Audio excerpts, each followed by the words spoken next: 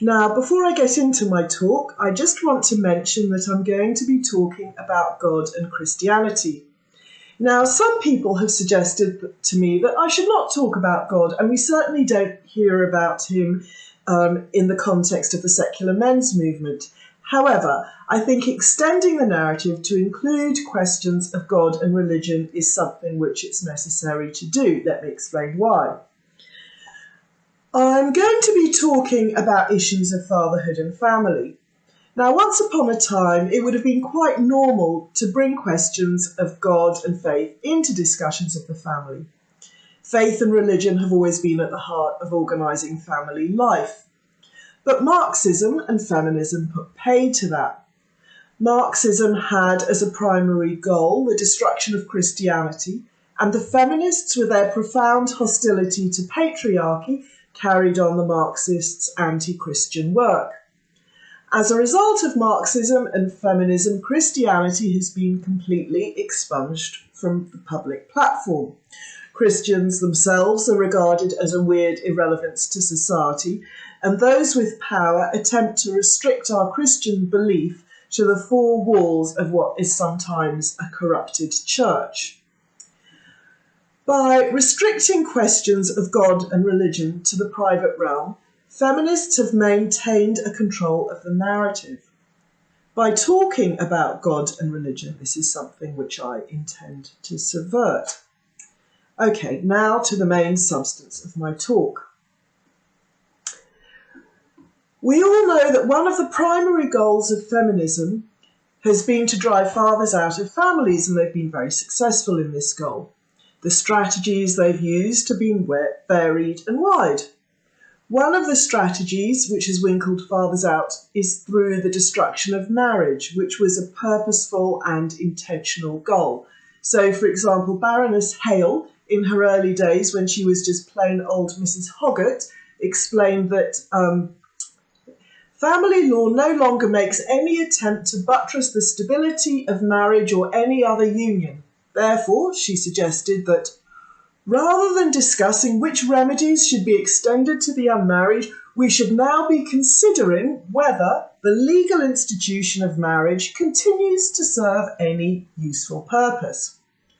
Carol Smart concluded that it didn't, and in 1984 she identified various ways in which marriage could be destroyed. I'll read from her policy document. It would be far more effective to undermine the social and legal need and support for the marriage contract. It would be more effective to do that than just simply destroy marriage. This could be achieved by withdrawing the privileges which are currently extended to the married heterosexual couple. Such a move would not entail any punitive sanctions, but would simply extend legal recognition to different types of households and relationships, and would end such privileges as the unjustified marriage tax allowance. Illegitimacy would be abolished by realising the right of all women, whether married or single, to give legitimacy to their children. Welfare benefits and tax allowances would also need to be assessed on the basis of individual need or contribution and not on the basis of the family unit. This appears to have provided a template through which marriage has been destroyed. So, for example, in 1989, Baroness Hale declared that the rule of law that the father is the natural guardian of his legitimate child is abolished. This meant it was straightforward for a mother to exclude the father from the life of their child simply by leaving him off the birth certificate. And in keeping with Carol Smart's financial suggestions, financial motivations were created to leave the father out. So, for example, we see an extensive system of tax benefits and credits which has been set up to ensure that the mother can survive often more comfortably with her children if she actually gets rid of the children's father. Even when a man is working, the mother of his children will not necessarily be worse off if she decides to go it alone.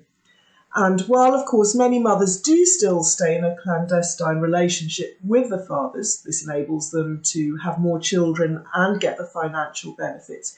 If you have to pretend that you're not together, this will invariably put a relationship under threat. The devaluing of the male contribution to the family has also been ensured through changes to male employment. There is nothing more conducive to marriage than stable male employment or an increase in the male wage. However, feminists have put a huge amount of effort into devaluing the male wage. The most obvious way of doing this has been to doggedly increase female wages, which is why they keep harping on about the gender wage gap. This is not so much about equal wages, which we have, but about ensuring that women can earn lots of money so that they can survive independently of men. At the same time, the education system has been designed around the female pupil, which has had a massively detrimental impact on the performance of boys. Perhaps the increasingly poorly qualified male accounts for the fact that young women can earn the same as men or more than until they have children, at which point they may decide to take more time off work and the gender wage gap starts to emerge. Carol Smart foresaw how legitimising different types of relationship would also serve to undermine the integrity of marriage, and she was right. So, for example, same-sex marriage does not require monogamy, nor does it even require sexual consummation, and therefore it changes at a very fundamental level what marriage is all about. And in addition to this, we've got the BBC website is also already talking about polyamory, and I'm sure polygamy will soon follow down the line. Marriage is the relationship in which fathers are most likely to be able to maintain contact with their children. So when we undermine marriage, fatherhood is also undermined. And of course, where women marry each other, we find an institution which legitimises children growing up without any knowledge or idea of the father who made them. Alternatively, where a child is brought up by two men, this will erode the distinction between mothers and fathers and erode the concepts of husband and wife. In doing so, gay parenthood contributes to a gradual erosion of the distinctions between women and men. And of course, civil unions provide a way of organising or circumventing marriage completely, so that if there are any advantages to being married, you can obtain these without actually making any commitment to the institution of marriage itself. No-fault divorce has also been a very effective tool for the destruction of marriage. It existed for a long time in the US, but this year it finally emerged legally in the UK. Our no-fault divorce law has made divorce so quick and straightforward that it has entirely undermined the contractual nature of marriage, so that unless you have religious convictions, marriage becomes pointless in itself. To read from an ad I saw online, no-fault divorce for £37, fast and affordable online divorce at www.quickiedivorce.com. Perhaps even worse than divorce itself are the alimony laws, which can leave men burdened with providing for women and children who they're not even allowed to see. Marriage has moved from being a contract in which two people will love and cherish each other despite all the hurdles. It's been turned into a very high risk for men. The position of the father in the family has also been weakened by domestic abuse laws and legal aid funding, which make it easy to exclude the father from the children's lives.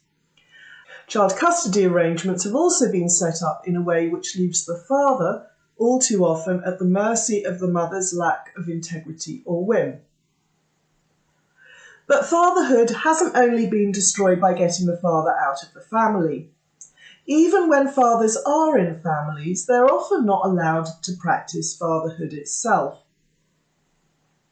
For example, Instead of being able to father, all too often men are simply expected to take over the role of the mother in order to enable her to go out to work.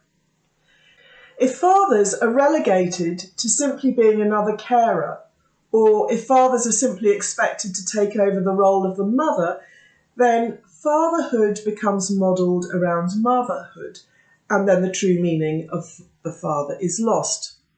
Also, as Warren Farrell describes in his book, The Boy Crisis, the way a father interacts with his children is often quite strongly controlled by the mother, who takes it upon herself to tell the father how he should behave in relation to the children. We see this sometimes in the relationships around us. Fathers are prevented from giving their children boundaries or exercising discipline because they are overruled by the mothers who prefer a nicey-nicey approach. And mothers are able to assert their will because the position of the male in family life is marginal and secondary. As a result of feminist policies and ideology, women hold much more power in the family than men do. This was described by Anne-Marie Slaughter, who wrote in her article, which called for a men's movement. She wrote, women are hypocrites this way because we would go crazy if men treated us in the workforce the way we typically treat them at home. If a guy in the workforce assumed he was more competent than you are and told you what to do, but that's the way most women treat men in the household. The domestic power of women was confirmed by the Pew Research Centre, which showed how in 4 key decision-making areas, women had the final say. These areas were big home purchases, household finance, and what to watch on TV. Weekend activities, big home purchases, household finance, and what to watch on TV. As Farrell explains, most people know from experience that women still run the home even when men financially support it. Finally, there is a whole underpinning ideology which appears designed to disempower and break men. For example, we are entirely guided by the ideology of tabula rasa, which sees men and women as blank entities on which society inscribes ways of being. This underpins the feminist belief that masculinity has been constructed by an evil patriarchy, which aims to oppress and dominate women. So the feminist final solution has been to do everything they can to demolish masculinity and reshape masculinity in women's image with psychological traits and behaviours preferred by feminists. So men are increasingly shaped in the image of women rather than men. This has the effect not just of destroying masculinity, but destroying the precious differences between men and women. This was most forcefully demonstrated by the American Psychological Association's work on men, which utterly condemned masculinity and instructed therapists on how to change and alter masculinity in men. Further, any manly masculine qualities such as competitiveness, emotional resilience, endurance, assertiveness, the ability to work very long hours, masculine ways of using language, the pursuit of what is hard, all these things are utterly discouraged and reviled by the ideology of toxic masculinity.